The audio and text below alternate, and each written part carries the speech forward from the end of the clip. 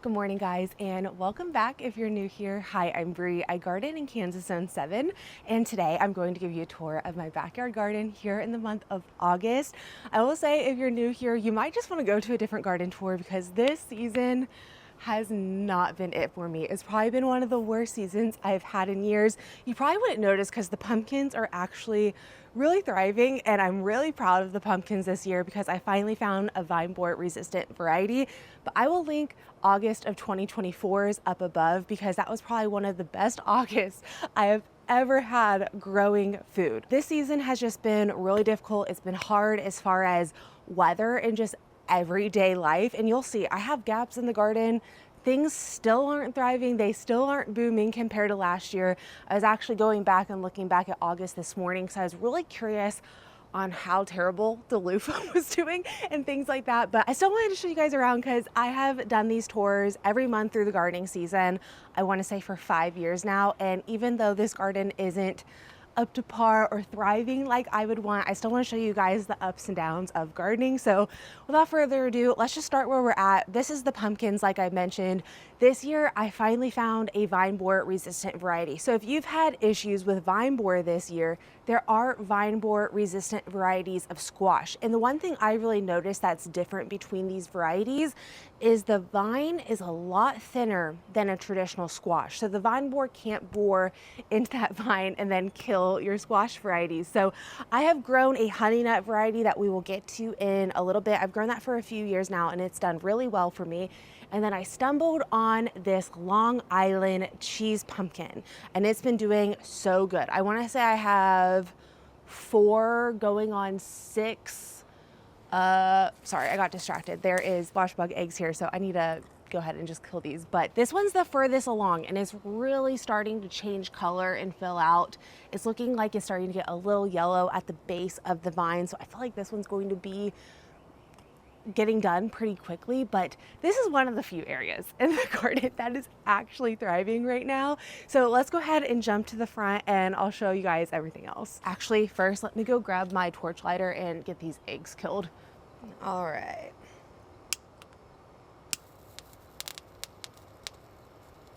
So I've still had some issues with squash bugs. That just kind of happens when you're growing any type of squash variety.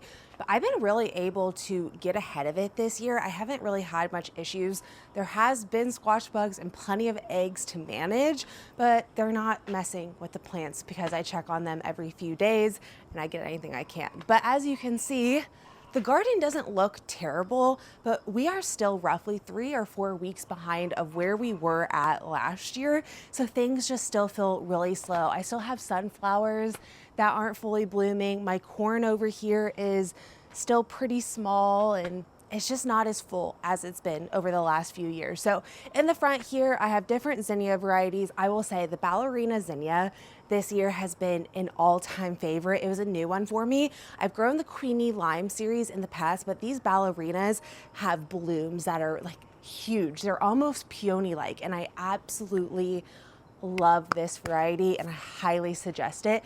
But we just have various flowers up here. This was a volunteer sunflower that popped up. This was where my garlic was at the beginning of the year, and I have now planted it out with corn. And then in the other bed where I had my garlic, I planted out a few more peppers that I had ready, a few flowers, and tomatoes. We will get into my tomato saga this year in just a little bit, but a lot of that stuff is just now starting to put on a little bit of fruit, and then we just cooled down. We cooled down for the last week, and I have a feeling this August will be really similar to last August, where we just ended up getting cooler and things really didn't grow that much when typically our Augusts are really hot. We still haven't had a single day over 100 this year, which is really, really odd for us. The one thing I absolutely love about these ballerina zinnias is you can see it almost looks like a paint splatter along the edge, and I just think it's absolutely beautiful. And all of them have different tones as well. So this one here is really light in color and has these beautiful edges. I think this one is probably one of my absolute favorites in the garden. And then we have ones over here that are a little bit more dainty, but more pink and fluffy. Here's one of the ballerinas that's just the most beautiful pastel pink you could ever imagine. With the corn, I planted this about 4 weeks ago, so it's now just starting to pick up. Corn will really start to take off here soon. But I had all of the teddy bear sunflowers right here, which is the ones that look like the goldies here, but they're shorter. They're about 2 to 3 feet in height. And I really liked them. They were in early bloom. They didn't bloom continuously like I thought they would, like how the goldies do. And I will say my goldies this year are just, they're not thriving compared to how they have in previous years. They've been hit by birds. I have different blooms that are just hanging off for dear life. You can see this one here got hit by a bird. So that kind of sucks, but I'm just still happy I got blooms with the goldies this year. Like, they're still beautiful. You can see that one right there is a bit dead. So I actually think, let's make a little smiley face out of this guy. Oh my gosh. Okay, maybe my smiley face is just not gonna work with this. It's gonna look like the green guy from Sesame Street that lives in a dumpster. That is definitely not he looks like an angry smile. Okay, yeah, that definitely looks a little scary. So one of the things I am a little bit disappointed in this year is the cantaloupe. If you do jump to the 2024 garden tour, I start with cantaloupe and you'll just see what I'm talking about. This trellis just hasn't even filled out at all. And I have gotten 3 cantaloupes so far. They do taste amazing, I will say that. But I had so many cantaloupes last year, and this was probably one of the most beautiful areas of the garden, and it is just not that. I do have a few that look ready this morning. Got this guy, and then I think I have one other one actually. I do. Looks like we have 5 cantaloupes now, but this plant also isn't putting on blooms. It's not putting on new fruit. I really don't think I'm gonna get much more cantaloupe outside of what I think I have 3 or 4 set between all the cantaloupe plants I have. Still love this. It's just not the best year. And I think it's mostly due just to how wet and cool of a season we have had. July was hot and humid though, and that has affected the tomatoes that I will talk about in a little bit. But I love this cantaloupe. It's a variety called the Hales Jumbo. These also aren't as big as last year. Last year I had one that almost hit 9 pounds, which was crazy. This is still plenty cantaloupe, honestly. The one thing that's really odd is where I had the honeydew last year, I also planted cantaloupe, and I'm pretty sure I ended up pulling the cantaloupe sprouts and I left some volunteer honeydews. I really didn't want to grow honeydew this year because it did not do well for me last year.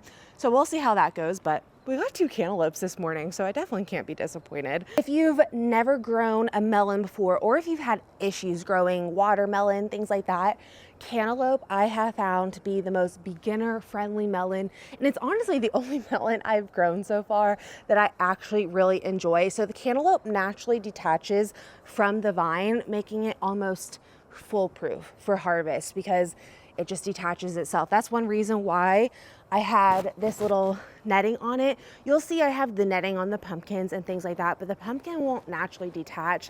That is simply just to kind of help any stress on the vine with those big plants. But I have to have these cradles on the cantaloupe because if they're ready to go, they will just fall in the middle of the night. I have had a few crack on me way in the past, or they've fallen and an animal like a raccoon or a possum has got to them. So really love the melon cradles for the cantaloupe. So if you do decide to grow cantaloupe, almost know you might need to figure out a solution to hang your melons with. Bell peppers are just doing phenomenal this year. And I actually have some yellow ones this year. I planted out yellow, orange, and red, and it looks like my first yellow.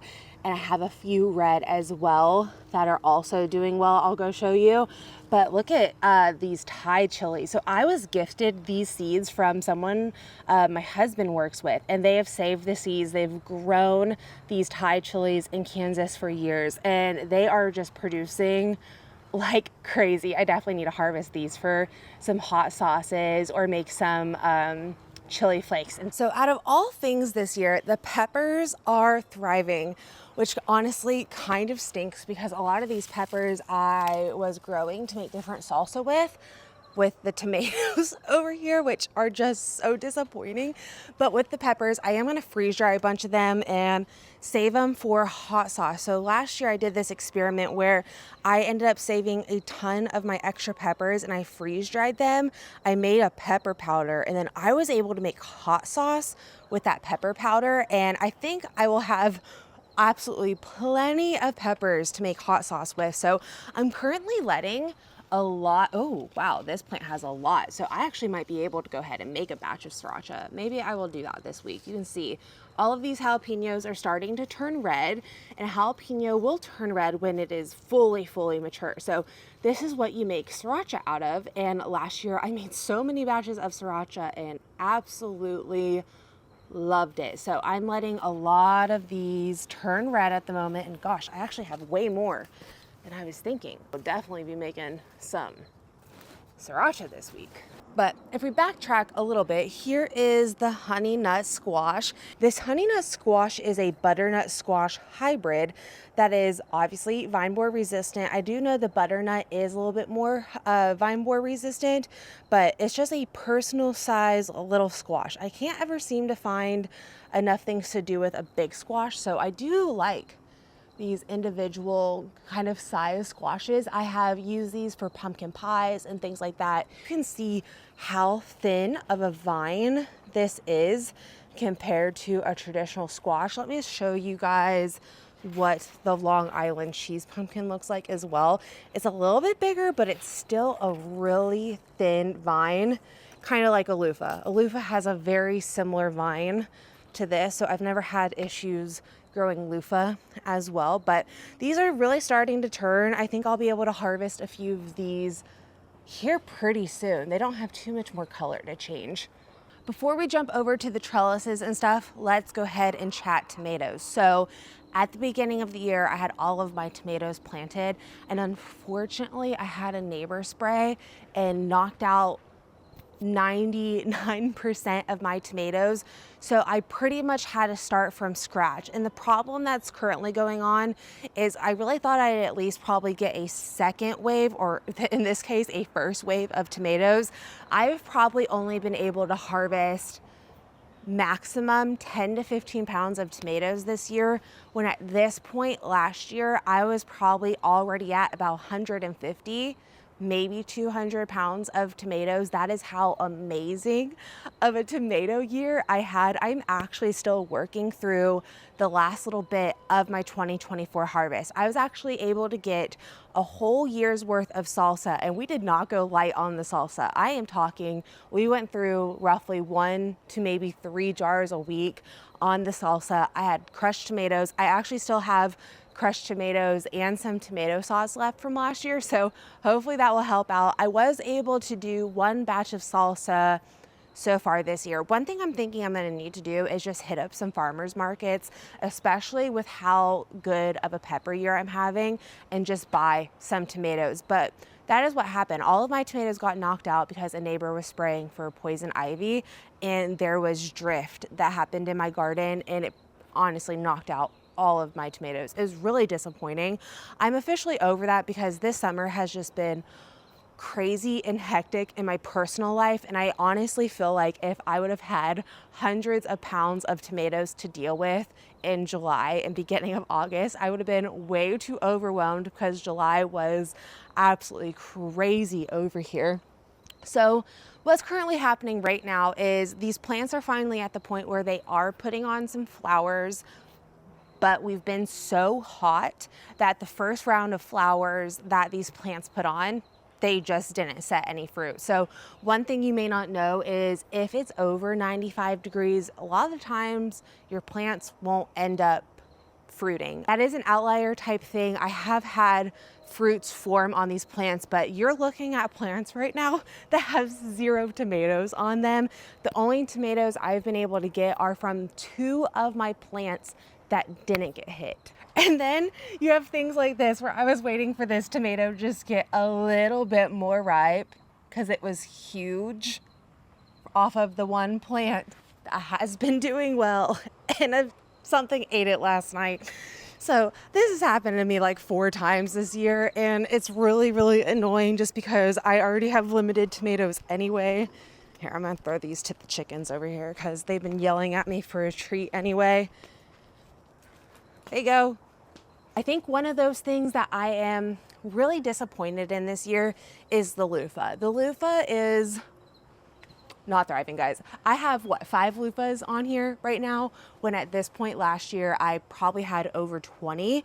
So I'm really thinking at this point these are going to be the only loofahs that actually dry on the vine for me, and I don't see any new ones producing in the last few weeks at all. It's going to be one of those things I'll keep an eye on. So last year I played around a lot with harvesting my loofah green at the end of the season, because last year I had over 80 loofah on this trellis tunnel, and this year I added 8 more feet of tunnel thinking I was going to have this great amazing year, and it's just the whole tunnel, guys, is just not filled out. This has been probably one of the most disappointing trellis tunnels. It's just kind of the theme of the year, to be honest. So I did harvest a bunch of them green, and when they're kind of like this and they're starting to get to the point where you can tell they're a little bit squishy, they may be a little bit hollow, it's actually really easy to peel a loofah at this stage and to be able to get your sponge really easily. So this one here is probably one that you'd be able to peel really easily. This one might not be. And one thing you can do is put your oven, I don't need to double check what I did last year, but you put your oven pretty low and you let them just kind of sit in your oven for about an hour, and it really eases up that skin, making it really easy to peel. This is by far the easiest way I have found to process green loofah, because I want to say I processed around 40 or so last year when they were green. Loofah takes a very long time. I even planted this loofah a whole week early this year. I planted the whole garden a whole week earlier than I have in previous years, thinking, oh, I'm ahead of it. Like, we had a warmer beginning of spring, and then we just stayed really cool in the spring. So it's just the ongoing thing. But I did want to show you guys how the loofah is looking, because this is definitely my worst loofah year. I can say that with confidence. It's not a good loofah year. But at the very end of the trellis, I have something new I've been growing, and I have 2 back there, and they look really cool. So let me show you them. This is another gourd variety I decided to grow this year. This is a Cacuzzi Gourd, and these can get to 3 to 4 feet in length, and they're more like a zucchini. They're really, really fuzzy, and the leaves feel like velvet. I have found this to be really, really interesting and cool just to try this year, because I've had really good luck with gourds. So I was like, let me try another gourd and put it at the very end of the trellis and see if I can get the loofah and the Cacuzzi to meet up. They haven't met up quite yet, but I'm excited to at least get a few of these. I obviously don't need a lot of them because they are so big. I don't know what I would do if I had a ton of these, but I think it's really, really just a cool thing to grow. From everything I've read, they're very much like a zucchini, which I will say, if you harvest a loofah when they are young, when they're still green and they're not massive, they are almost identical to a zucchini. And the one thing I have been so excited to show you guys is this hyacinth bean. So the hyacinth bean is a new one for me this year. It is not edible, I will note that. But this trellis here has always been something I had a huge issue getting anything to thrive, because this area gets a lot of shade during peak summer, and I really just wanted to try the hyacinth bean because it's just beautiful. It puts on these gorgeous purple blooms, and then they turn into these purple seed pods, and I'm about to get a whole nother wave of these gorgeous purple blooms, because at this point the blooms that are currently on here are starting to kind of die back and put on their little seed pods. But I'm really hoping I can save a good amount of seeds from this hyacinth bean and be able just to continuously plant them. I have absolutely fallen in love with just how whimsical this plant looks, and I will definitely be growing this again. The one thing you may have noticed in this back little corner is I don't have anything planted in this in-ground space other than a volunteer sunflower and the hyacinth beans. And then this is where I had the onions, and this is where I had the strawberries. So Strawberries weren't doing well. I really feel like I need to just get all new plants at this point. These plants I originally got, I want to say 6 or 7 years ago, and I have used the runners, but I also think this area just got a little too shady, and it was just one of those situations that wasn't working. So I have these 3 beds open at the moment. I have all of my in-ground space at the moment open. And again, July was crazy busy in my personal life, and with how this year is going, I am just not going to do a fall garden. I have done fall gardens for the last probably 5 years or so, and they have never really fully thrived for me.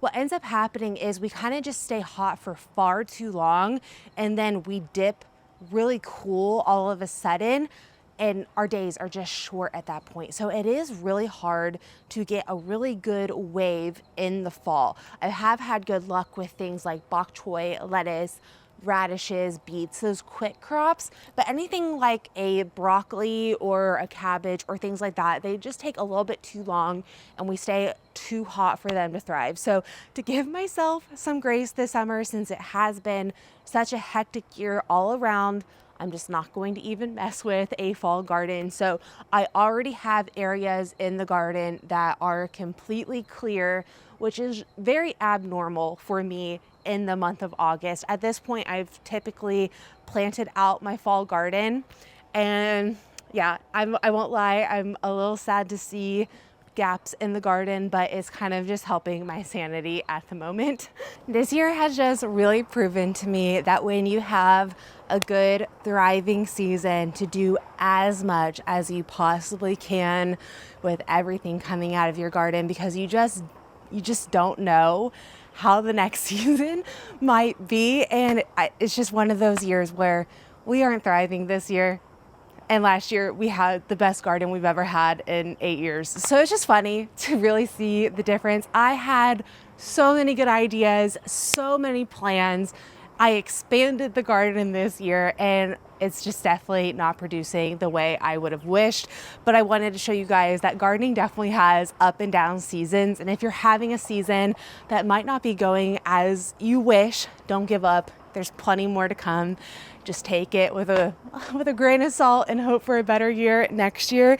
I'm sure this is probably one of the shortest garden tours I've probably ever made, because there just, again, wasn't a lot to talk about.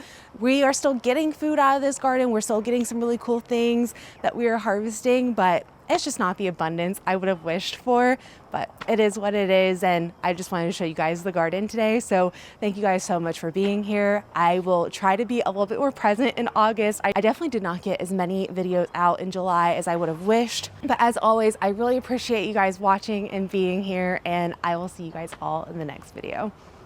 Bye.